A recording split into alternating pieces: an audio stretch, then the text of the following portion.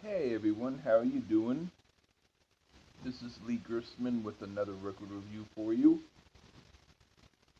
A friend of mine named Elias Dunn, who knows a lot about interesting groups that I would not have known of, he suggested a group called Legendary Pink Dots and the album The Golden Age.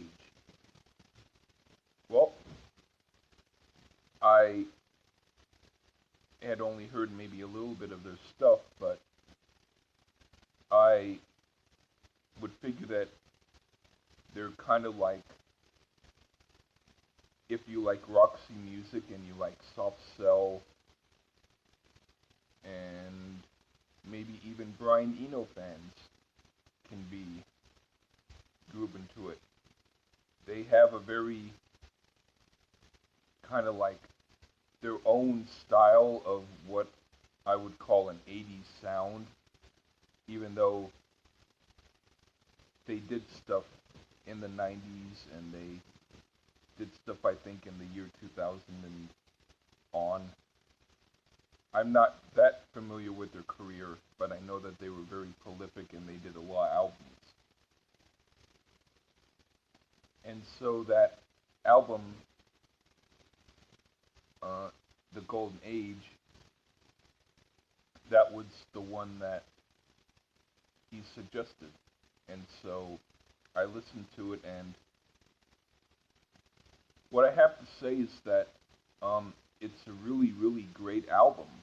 But instead of me being able to talk too much about the song structures, instead I was thinking about a lot of other stuff that was like imagining scenes or imagining a whole bunch of different things while I was listening to it. So it was really cool. So this review might be a little tiny bit different in some ways because you really have to hear the album to know what to expect of it. Instead, these are just my thoughts as I was listening to them.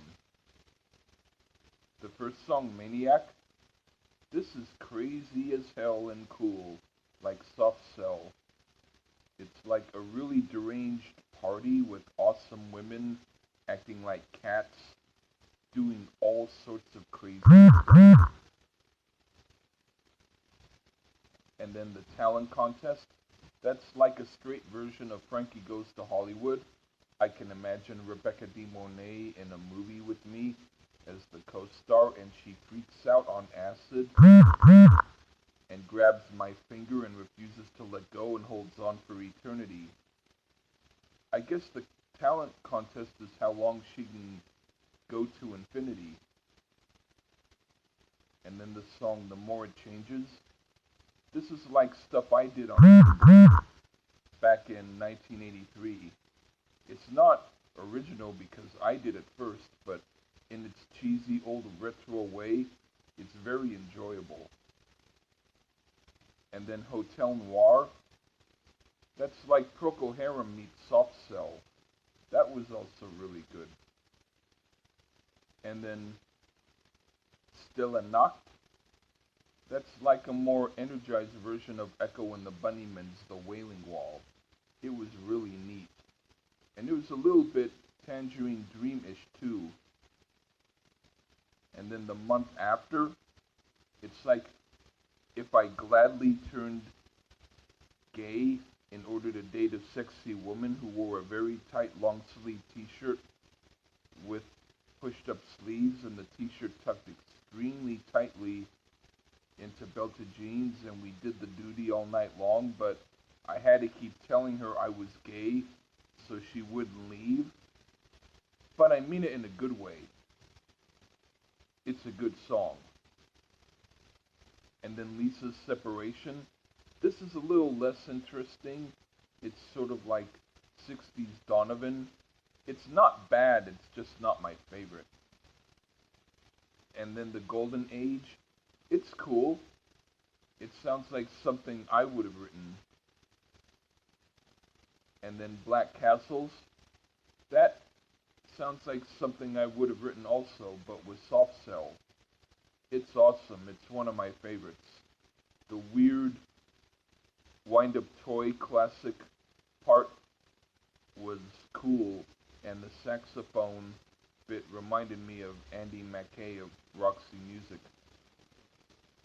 And the song, and even the vegetable scream, that's like an electronic interlude. It's really cool. And then Regression, that sounds like something I would have written also. Very cool.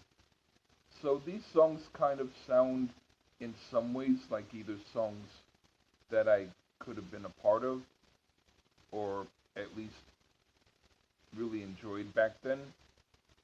But thank you, Elias, for mentioning this album.